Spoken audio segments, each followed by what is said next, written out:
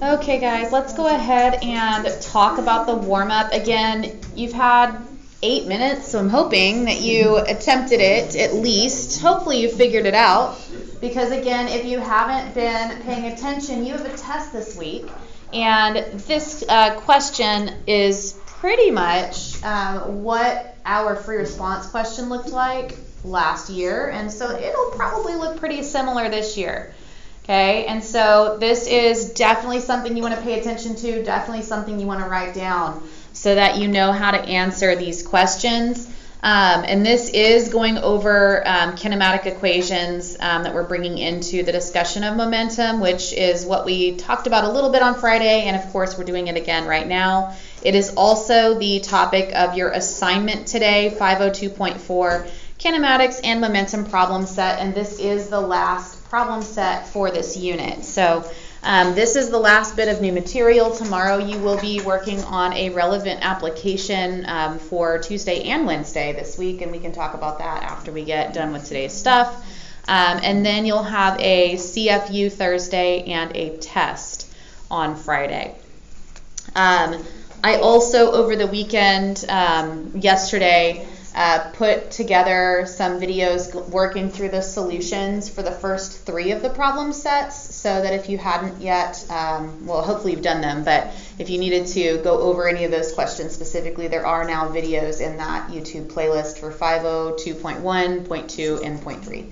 Okay, so those are there for you as well as a resource. There is not yet one for this assignment, but we haven't yet done it, so let's go ahead and go over the warm-up first. There are 2 different questions up here. They're related to each other. The first one says, a 0.10 kilogram hockey puck is struck by a hockey stick with a positive 160 Newton force for 0.015 seconds to accelerate it from rest.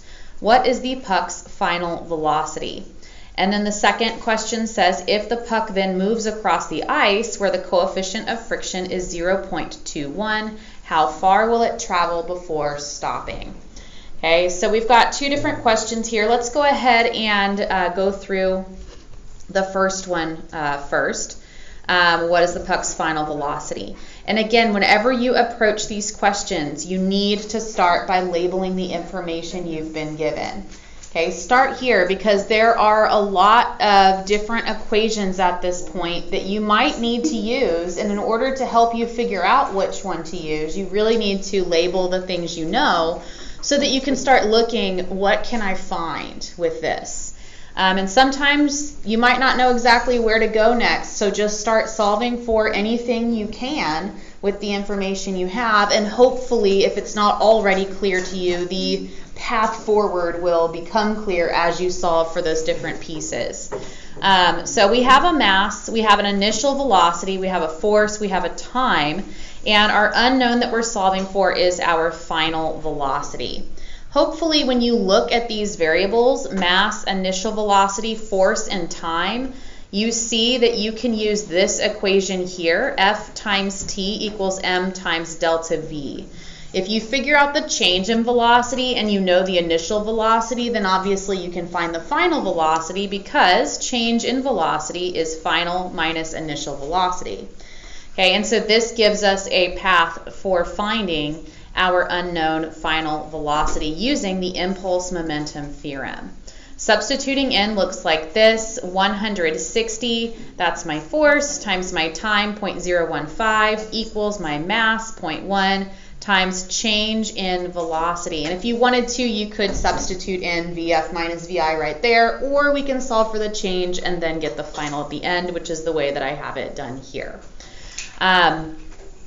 160 times 0.015 is 2.4, and then I've divided that by 0.1 in order to isolate this variable, and that gives me a change in velocity of 24 meters per second. But again, it wants to know the final velocity.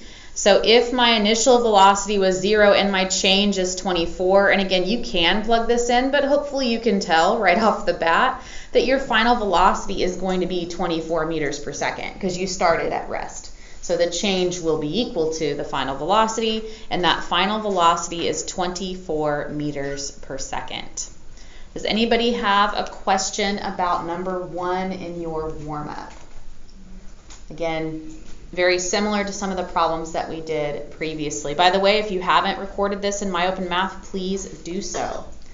Okay, so this is using the impulse and momentum stuff.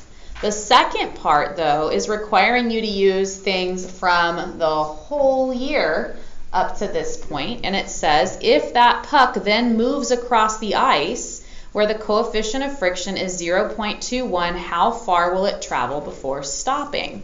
So again, same information. We have the same puck with the same mass. Now we have a coefficient of friction. We know that the final velocity is 0 because it's stopping. We know the initial velocity is 24 meters per second because we found that in the previous question.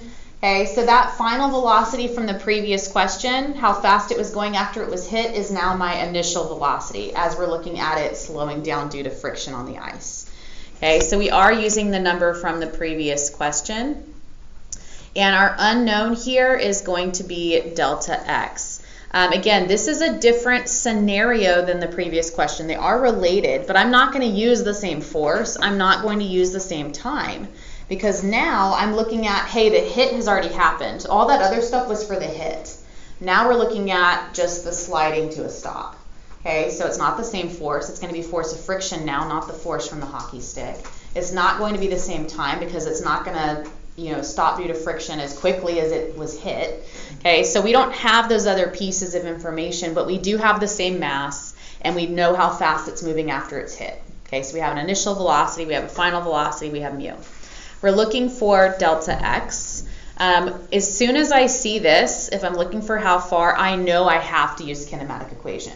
Okay, there's not another way to get a displacement apart from using one of those 4 kinematic equations, and really only 3 of them have displacement in them.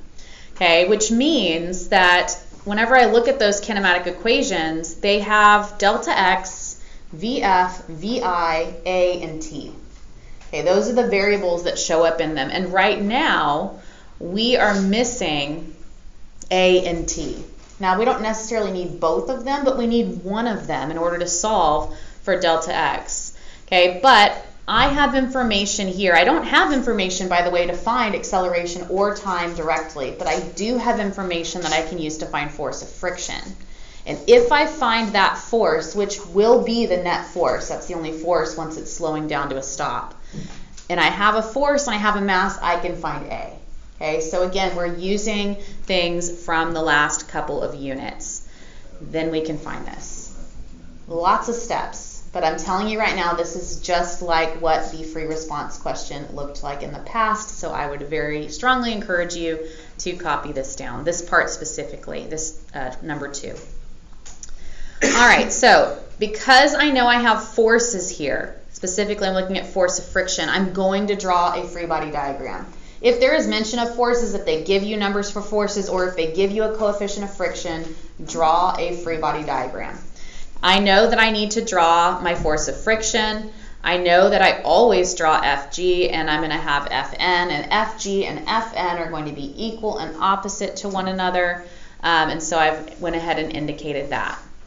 Okay, and so the first thing I'm going to do is, if I want to find force of friction, because again, this will be my net force, that's the only force occurring in the horizontal direction, then I need to think of this equation, and FF is mu times Fn. So I need to find Fn. But again, I don't have a formula for Fn, but I do have one for Fg, and I know they're equal to each other. So we're going to find Fg, which will give us Fn, and then we can find our force of friction and move on from there. This is what I mean by just start solving for anything you can. And if they give you information about forces, draw a free body diagram. All right, so mass times gravity on Earth. I know the mass is 0.1, Earth's gravitational field strength 9.8 meters per second squared. Multiply those numbers and I get a normal force and Fg as well, force of gravity, of 0.98 newtons. So that is the weight of this hockey puck. It is also the normal force of support from the ice, 0.98. Again, I can now find force of friction because force of friction is the coefficient of friction, mu, times Fn.